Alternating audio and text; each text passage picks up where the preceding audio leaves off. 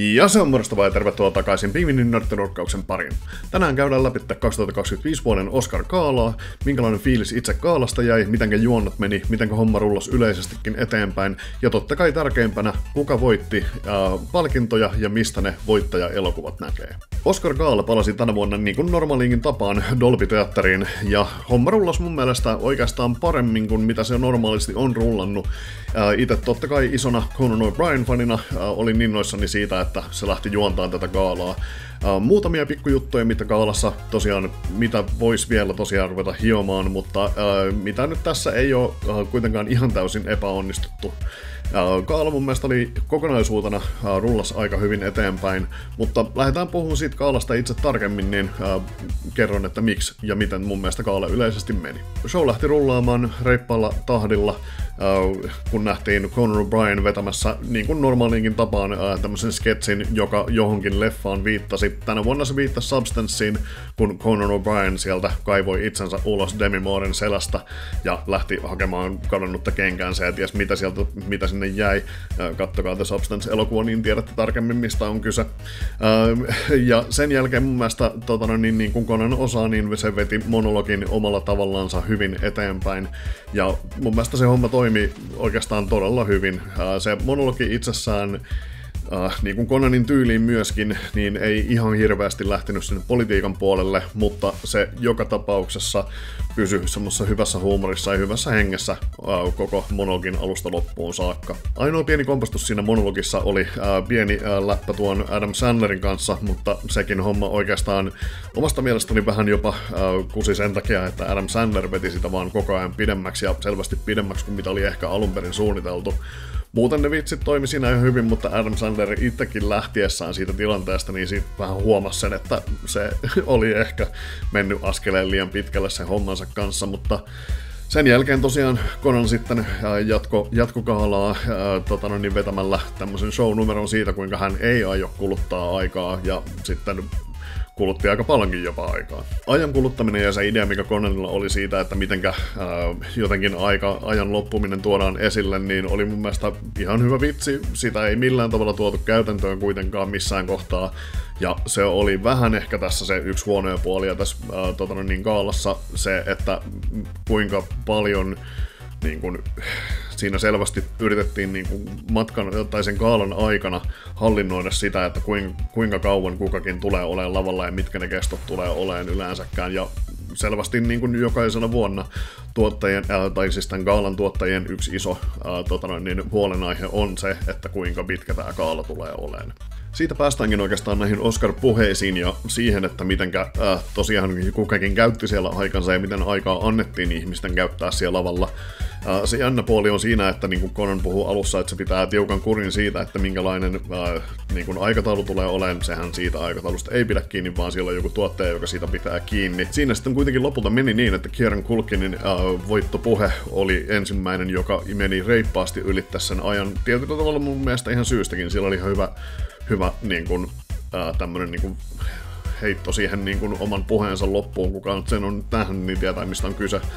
Ja niin se toimi mun mielestä ihan hyvin, mutta se taas sitten antoi vähän huonon pohjan sillä, että mitenkä tässä niin kuin oikeasti sitä niin kuin aikaa ja muuta niin kuin käytetään hyväkseen, tai niin kuin mitenkä sitä aikaa yritetään hallita, ja mitenkä sitten niin kuin näyttelijät selvästikin välillä ottaa sen tilanteen täysin haltuunsa, ja sitten pienemmiltä,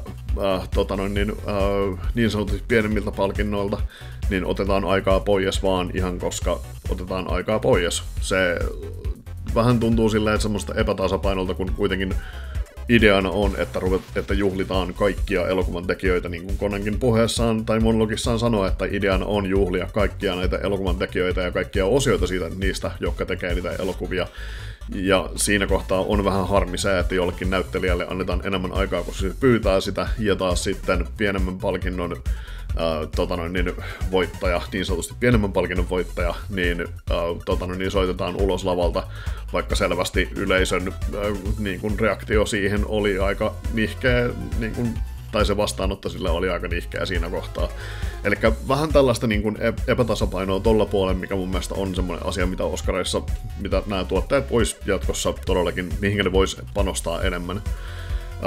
Yleisesti muuten puheista, niin siellä oli muutama, joka oikeasti vähän otti jotenkin johonkin poliittisesti vähän jotenkin kantaa. Näistä yksi oli Daryl Hannah, joka tuli esittämään yhden palkinnon, ja niin se ensimmäisenä lavalle astuessaan sanoi Slava Ukraine, ja ihan niin kuin syystäkin varsinkin ottaen huomioon, että minkälaiset keskustelut Valkoisessa talossa on käyty siinä viikonloppuna, kun Oscarit oli. Toinen näistä oli sitten No Other Land, eli täyspitkän dokumentin voittaja, niin tämän porukkaa antoi myöskin hyvinkin poliittisesti latautuneen, mutta myöskin todella hyvän voittopuheen voitossa, tai niin kun oli lavalla, ja mun mielestä siinä oli niin kuin oikeanlaista tämmöistä niin kuin oikeata meininkiä, siinä oli hyvää sanomaa, ja se kaikin puolin tuntui niin kuin silleen, se puhe tuli myöskin ihan suoraan sydämestä, että tämä ei ollut mitenkään niin kuin silleen mainospuhe omalle elokuvalle, vaan ihan täyttä totuutta, mitä sieltä tuli. Tässä samassa puhun myöskin yhdestä sketsistä sekä sitten yhdestä puheesta, mitä tosiaan tuossa gaalan aikana tuli, eli Sean Bakerin puhe parhaan elokuvan voitostaan sekä sitten myöskin Conanin sketsistä, jossa molemmissa oli hyvin vahva paino siitä, kuinka niin kuin elokuvakokemus on parhaimmillaan elokuvateatterissa, ja mä oon tästä ihan täysin samaa mieltä. Elokuva voi olla ihan yhtä hyvä tietyllä tavoin kotona niin kuin elokuvateatterissa, mutta elokuvateatterissa käynti on kuitenkin kokemus.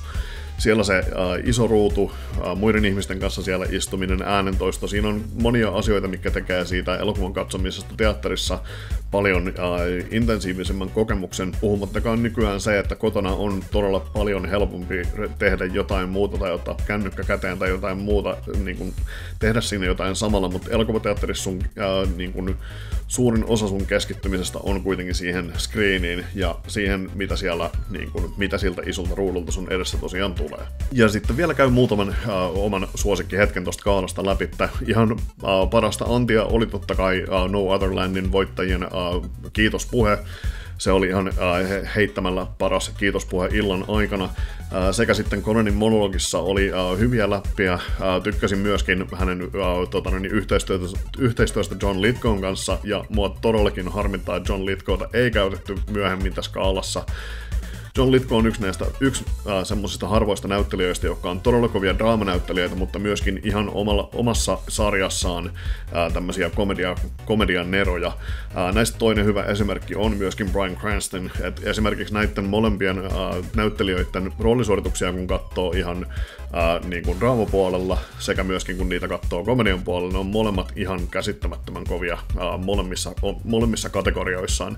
Ja se on yksi myöskin syistä, minkä takia olisin halunnut nähdä John Lithgowta sit käytettävän enemmän tuossa gaalan aikana tai jossain sketseissä, koska se pystyy siihen ja on ihan todella kova siinä.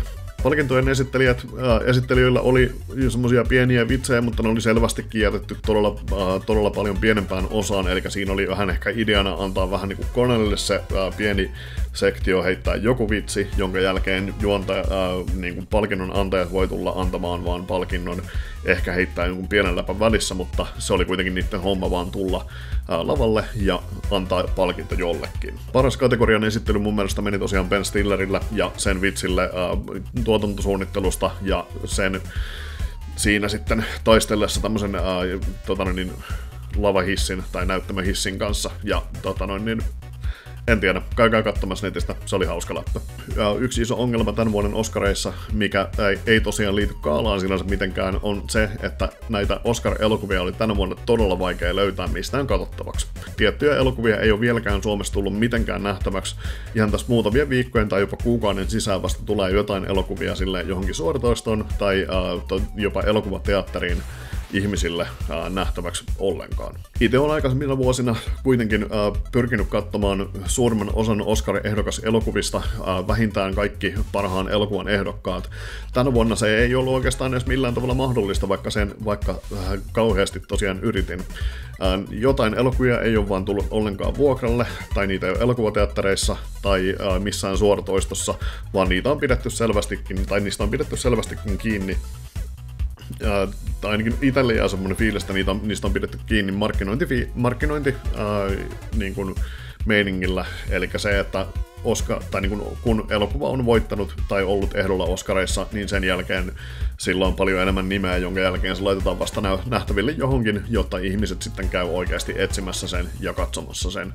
Ja mun mielestä se on vähän silleen ehkä huono taktiikka, ainakin ottaen huomioon itseni tai muita tämmöisiä niin kuin ihmisiä, jotka katsoo enemmän elokuvia, ja mulle esimerkiksi on iso juttu Oscareiden kattomista sitä, että mä oon nähnyt ne kaikki elokuvat, tai ainakin iso osa niistä elokuvista, ja voin fiilistellä sitä, kun joku voittaa, tai jotain kilpailua joidenkin kahden välillä, josta itsellä on joku tietyt fiilikset siitä, että joku voisi voittaa, niin kun en ole nähnyt niistä elokuvista suurta osaa, tai niin kun osa elokuvista on jäänyt kokonaan katsomatta ihan vaan sen takia, että niitä ei ole tarjolla, niin se innostus siitä gaalasta itsellä ei ole niin kova.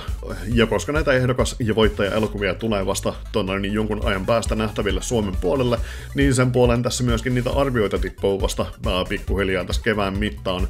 Aina kun on päässyt jonkun näistä elokuvista katsoa, niin siitä sitten arvion tosiaan pyrin tekemään. Gaalasta ollaan jauhettu ja Conanin meiningistä ja kaikesta muusta vastaavasta, mutta sitten voidaan tosiaan lähteä seuraavaksi sinne niiden tosiaan voittaja-elokuvien pariin ja tosiaan mistä ne elokuvat näkee nähtäväksi. Ja vielä ennen kuin laitan teille listan tosta nähtäväksi, niin haluan vielä vähän tarkentaa. Eli suurimmasta osasta näistä elokuvista on tosiaan tulossa arvio kanavalle tässä pikkuhiljaa kevään mittaan.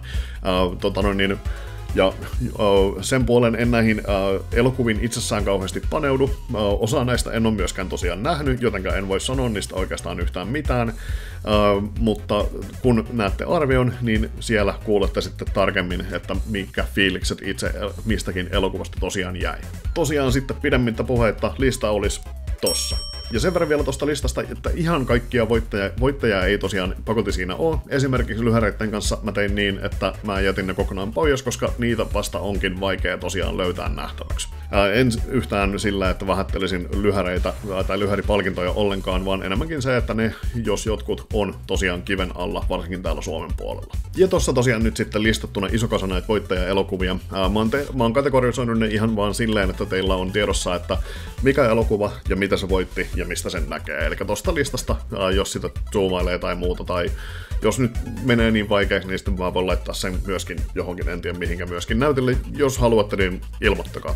Ja vielä pieni lisäkaneetti siihen, eli nämä lista ei ole todellakaan missään järjestyksessä, ei edes aakkosjärjestyksessä, vaan enemmänkin nyt heitin tämän listan ilmoille. Tämä tuntuu olevan kaikista näppärin ja kaikista kevyin tapa tuoda esille, mikä voitti mitäkin ja mistä ne elokuvat näkee.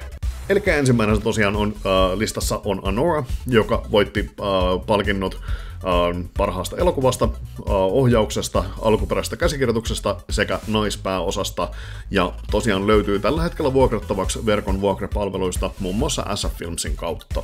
Sitten tosiaan on The Brutalist-elokuva, joka voitti 3 palkintoa, paras miespääosa, kuvaus sekä score.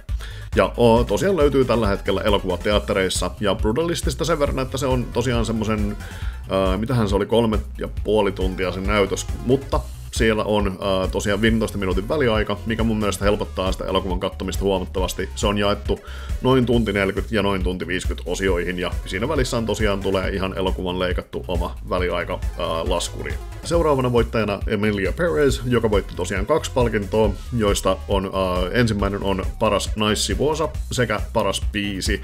Ja tosiaan itellä ei ole tällä hetkellä Netflixiä, ja Netflix ei hirveästi päästä kauheasti näyttämään, mitä siellä on ilman, jos ei ole sitten tilausta.